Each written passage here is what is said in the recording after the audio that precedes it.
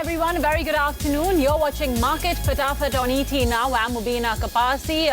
Neat bounce witnessed in the markets, 100-point of gains coming in as the Nifty once again closed above the 12,100 mark, and the Sensex as well, of course, gaining about 0.8%.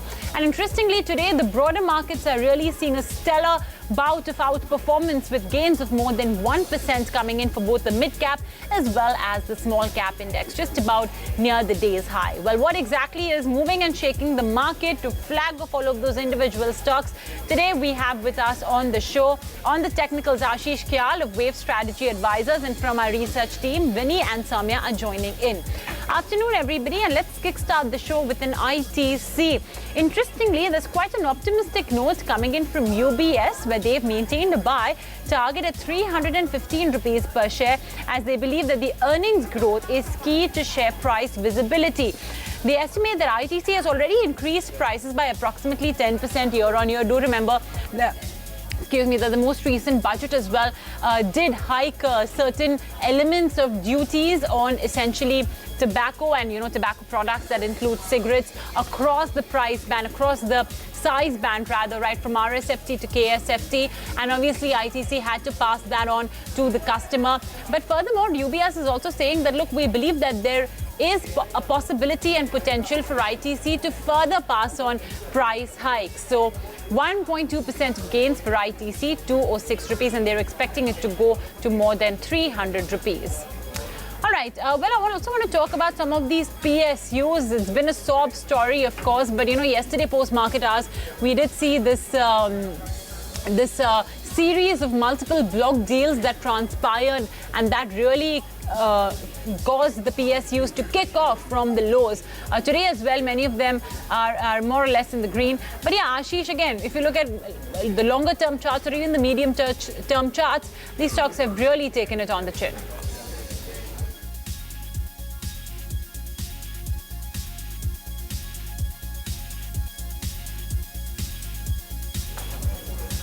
Ashish, Ashish, do we have you with us? What's your take on GAIL? Okay, hi. See, GAIL had been moving in a broad range for quite some time, and I think it has an important support near the zone of 114. Nevertheless, if you see past few days, there was a very sharp decline and a very small consolidation. So I would rather use pullback as a shorting opportunity. As long as on the upside 123.50 remains intact, and on downside we can expect a target of 114 again. Okay, so Ashish believes that this one's a sell target at 114 rupees is what one can observe, maybe in the near future. Okay, Vinny, let's talk about another PSU meantime, and that's NTPC. Interestingly, CLSA is maintaining a buy on this one. What's the rationale? Mubina, the stock is currently trading on a decent PE of around 8x, and it is provided, the stock provides a 7% dividend yield also. So the emission reduction in catalyst by NTPC is quite underappreciated. What's underappreciated is what CLSA feels, and that's why they have maintained a buy on the stock, and they are keeping a target of around 157 per share. Okay, well, yeah, I think undervalued is what mostly many analysts are essentially calling these PSUs, and CLSA is trying to make a case for a buy then in this case. Let's move on and talk about pharma names. Biocon. Soumya, more brokerage reactions. What does Citi have to say here?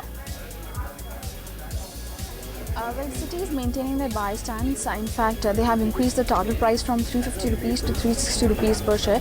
However, on the flip side, they've revised the FY 20 and 21 EPS down by over 9.6 and 3.8% respectively. And this is in order to align the numbers as per the 9-month FY 20 trends. Having said that, we did speak to the management also on what the broad outlook is as far the pharma sector is concerned. In fact, they said that the global healthcare is definitely impacted by the virus if doesn't subside from the current levels, and they did add that they should take steps to convert the crisis situation into an opportunity for the Indian pharma. In fact, they said that they need more incentives for revival of the pharma sector. So they are actually taking into cognizance that this virus does impact the pharma sector as of now. That's what the management spoke to ET Now. Okay, 305 for Biocon. A stock that we would like to talk about is Nippon. The stock, in fact, is hitting lifetime highs. Now, just a reminder for our viewers, obviously, this was earlier a Reliance Group entity, and now, of course, Nippon is the key holder, the promoter as well of these group of companies in relation to their financial services business. Some of them, of course, the AMC business, the insurance business.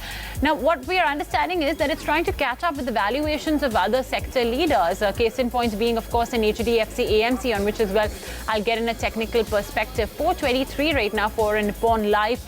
It's 8% of gains that it's currently seeing. Let's see how it goes from here on, and how essentially the market as well plays catch up, or rather this stock plays catch up compared to the rest of the sectors, especially when it comes to valuations. And yes, Ashish, speaking of HDFC AMC, then there was a brief pause, but now once again it's back with its winning ways. What do you observe here? What's your recommendation? Yes, absolutely. See, HDFC AMC had been in a bullish trend for quite some time. The long-term trend remains positive, medium-term trend is positive. And over short term, I can see there has been a very important support that it took around the 3250 levels, and there is a possibility we can see the stock going up beyond 300 and maybe higher. So the trend remains on the upside. Use dips as a buying opportunity in this stock and can be accumulated even from long-term perspective. Over short term, one can maintain a stop loss of 3249 for the target of 3517 on HDFC AMC. Okay, by 3,517, that's where Ashish believes the HDFC AMC could move from here. And Vinny, of course, the other big mover is Aurobindo Pharma. I don't know when was the last time we saw a 17% surge, but what really is the trigger for the stock? So Mubina, super good news for the company, as US FDA has concluded its inspection in Hyderabad plant, and they have said that they will not carry out any regulatory actions any further, and they have given a voluntary action initiated, that is VAI, which means that now Aurobindo will have to make voluntary changes in the plant if they feel the need to, but there will not be any action from the US FDA on this plant. So that is quite a positive news for the company, especially this is the Unit 4 plant which we are talking about, which is around 10% of the US sales of the company, so quite positive for Aurobindo Pharma, and that's why we are seeing such a nice rally in the stock, and investors, everyone's quite happy with this. That's of course the view then coming in on an Aurobindo Pharma, 17% of gains here. Meantime, Soumya, Jindal Stainless, why are you flagging this off for our viewers? We have a note by MK. Although they're maintaining their hold stance in the stock, they have very marginally revised the target price upwards to 79 rupees per share. Well, they add that broadly the numbers reported by Jindal Stainless were in line set of numbers. However, there was higher than expected raw material cost offset and better than expected top line, which puts it in a good position. As of now, the stock also seems fairly valued, so they're actually a little positive when it comes to Jindal Stainless. In fact, talking about this one from the entire metal pack, this company was actually able to report decent set of numbers, and in fact today we are seeing a very nice uptick coming in the stock, close to about 8%. Okay, that it has 7.8% of gains for a Jindal Stainless, and for that matter, a lot of the metal stocks are showing a nice bounce, a nice recovery today in trade. Even the miners, Coal India, etc., all of them are gaining smartly. Okay, meantime, of course, the other big newsmaker is Reliance Industries. Now, as per agencies, it looks like they are really racing against time to sort of get through with the refinery stake sale talks. Agencies are also picking up that they've been gathering pace. Essentially the talks with respect to the sale of a minority stake in its oil to chemical division to Aramco. In fact, officials and bankers on the deals have actually been working at Reliance's office in Mumbai for due diligence this month. Both parties, of course, are trying to overcome the differences over the deal structure, which had essentially stalled the process last year. Remember that Mukesh Ambani wants to ensure that this binding agreement is signed before the next annual shareholders meeting, which is, of course, still approximately 6-7 months away. RIL just making its way towards that 1,500 rupee mark yet again. Okay, moving on. Ashish, despite whatever we've been seeing, I think the consumption space relatively has been a bit resilient. We did have the news as well that HUL is hiking prices in some of its key products. But yeah, 2,300 for HUL, stronger as ever. Where do you see it go from here? Yes, absolutely. HUL has continued to show an impulsive rise, which indicates that the overall trend is positive. The fall is more time consuming and the rise is sharp and fast, so that clearly indicates one should use any dips as buying opportunity in this stock as well. I think it can head towards the level of 2419 on the upside over short term, and one can maintain a stop loss of 2234. Right, so that's of course essentially the view coming in on an HUL 2.6% higher. We'll do one thing, we'll slip into a very short break, but don't go anywhere. We'll continue flagging off more movers and shakers in today's market session.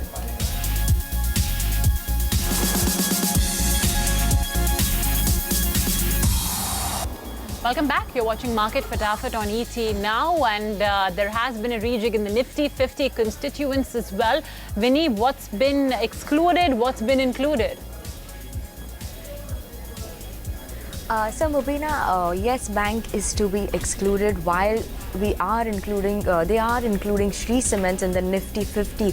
Now, obviously a great cheer for Shree Cement, and, we had the management also that joined us in the morning today. They said that they were quite elevated with this inclusion in the Nifty 50. They spoke about, that they are working further on reducing costs, and, they see a further scope also to reduce this cost. So, we may see some more benefits in Shree Cement, as well as, they will include, they are looking to increase their sales, improve their sales, their pricing position, and they aim to double their capacity from 40 million tons to 80 million tons in the next 6 to 8 years. So that is quite a good growth trajectory that they have given over there. So something that is very positive today for Shree Cements, and that's why we are seeing a nice up move in the stock as well, Mubina. And by the way, just for to add, Dabur was actually one of the most touted stocks to enter the Nifty 50, but that one's been excluded. So a bit of a somber move seen on that stock. Anyway, moving on. Soumya, Tata Motors supply woes continue for this stock, and more specifically the GLR branch of the company. Well, exactly right. And in fact, JLR has warned that the production hit in India and UK due to this coronavirus. In fact, the company added on saying that it has enough supplies to ensure production for just 2 weeks, and from third week onwards, it remains risky and could even mean plant closures. So the stock's definitely under pressure on this commentary by the management and this whole amount of uncertainty that is surrounding the kind of production hits the company might take going forward. 6% gone for Tata Motors, once again below the 160 rupee mark. Okay, on the flip side, we have a big mover, and that's Vodafone Idea. Of course, lots of news around this one as well. Look at that. It, in fact, moved 33% today in trade, though, mind you, of course, it's just a 4 rupee stock, like my colleague Pankaj as well was flagging off earlier in the FNO space. So, everyone's looking for that quick trading opportunity over here. But just in terms of news flow, I would like to add that the cabinet was also likely to discuss the AGR issue. From what we heard last, the meeting was expected to be at 10:30, maybe a closed-door meeting. Don't expect any press conferences post this meeting. But yeah, the PM was expected to as well be present in this meeting. The DOT was expected to obviously spearhead this AGR issue with the rest of the cabinet members. We're not sure if there's any outcome as such, but it's a 33% surge in Vodafone Idea. In fact, for that matter, even a Bharti Infratel that's seeing a massive surge. Do remember, Infratel was down by almost 12% in yesterday's trading session. So we're just seeing some sort of a recovery come by and kicking in today's trading session. Like I said, see, 6.6% higher. So you could call it a reversal of sorts from yesterday's move.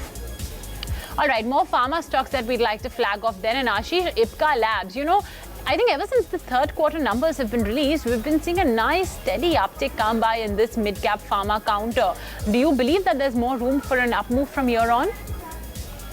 Yes, if you Mubina, look at Ipca Lab for over the past years, this stock has never disappointed. When the other pharma stocks fail to give any kind of returns, this stock continued to be resilient and move higher.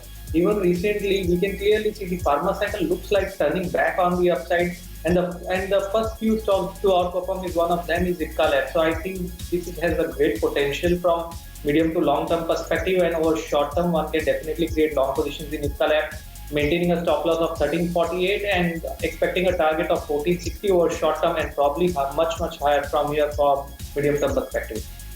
1460 for Ipca Labs. That's where Ashish believes the stock could move, and hence he's giving this one a thumbs up. Here's a stock we don't talk about very often, and that's Bharat Rasayan. Vinny, what's the news flow around this one? And of course, if you could introduce what the company does as well to our viewers. So Mubina, Bharat Rasayan is, executed a JV with NCC, and now this JV is to be named as Nissan Bharat Private Limited. Now both these companies intend to construct new manufacturing factories in India for various technical products. That is a very big thing for both these companies, a positive move for both these companies. And this JV will enable even NCT to expand its manufacturing base in India with the help of Bharat Rasayan as well. And now NCC will hold around 70% in the company, while Bharat Rasayan will hold 30% in the company. So mainly to construct this technical product for technical products, this is something very positive for both the companies. And we are seeing a nice move in Bharat Rasayan as well today, Mubina. Yeah, 4% higher. It's a 7,500 rupees stock, mind you, and that's of course the latest news coming in from Bharat Rasayan. Soumya, credit access Grameen, despite the weak market at hand yesterday, we saw green. Today as well, that continues. Tell us about the company and, what could be a possible trigger for this massive move. Mubina, talking about this one, in fact, this is the second straight day when we're seeing good gains coming in credit access. It has almost in the last 2 days gained more than 14%. In fact, on a net basis also, this is the second consecutive week we're seeing good strengthening gains for the company. Well, let me tell you, within the microfinance institution space, this is a good placed company given the fact they do not have too much exposure to the northeastern states, and there were a lot of disruptions which actually led to a lot of pressure on the other microfinance institutions, but this one, given it has absolutely no exposure, is actually putting it in a good state. And let's see how the company fares in the coming quarters as well. As of now, the company has reported good set of numbers in Q3 also. Okay, 6.5% higher for credit access Grameen, 944 rupees. All right, Ashish, another stock where we've been seeing a lot of traction is Shilpa Medicare. Again, post the results, we've been seeing a nice up move come in over here. In fact, I think the last time I checked, yes, it is at 461 rupees, locked in upper circuit now. What's your view on this counter? We have seen a very sharp move from 260 levels, which was just few weeks back. From 260 it rallied to 480. Now that's some kind of a very steep rise that the stock has shown. So I think it should be treated from a trader's perspective, not from investment perspective. But yes, the trend remains positive. The stock is up sharply even today. I think it can go towards the level of 484 or probably higher from here on. But maintain a very strict stop loss on downside near 447, because such exponential rise can reverse back sharply. So the trend is positive and maintain a buy call, but with a strict stop loss. Target at 484 rupees. Do remember that the 52-week high, of course, for Shilpa Medicare is at 491. And Soumya, Coal India, what exactly is the buzz around this PSU? We had the coal ministry saying that India looks to stop thermal coal import by 2023 and 24. Well, this is a key positive for the entire sector, given it's going to bring more efficiency in the energy markets by bringing in more competition. And in fact, this would definitely also reduce the reliance on coal imports. As of now, they also added that they're discussing with the coal, as far as the key stakeholders are concerned, there are discussions going on how to achieve 1 billion tons of coal production by actually Coal India by 2023 and 24. So this all gives a positive outlook as to the sector and the company is concerned, and we're also seeing a smart uptick coming in the stock. 77 for Coal India. Stock has, of course, lost out quite a bit.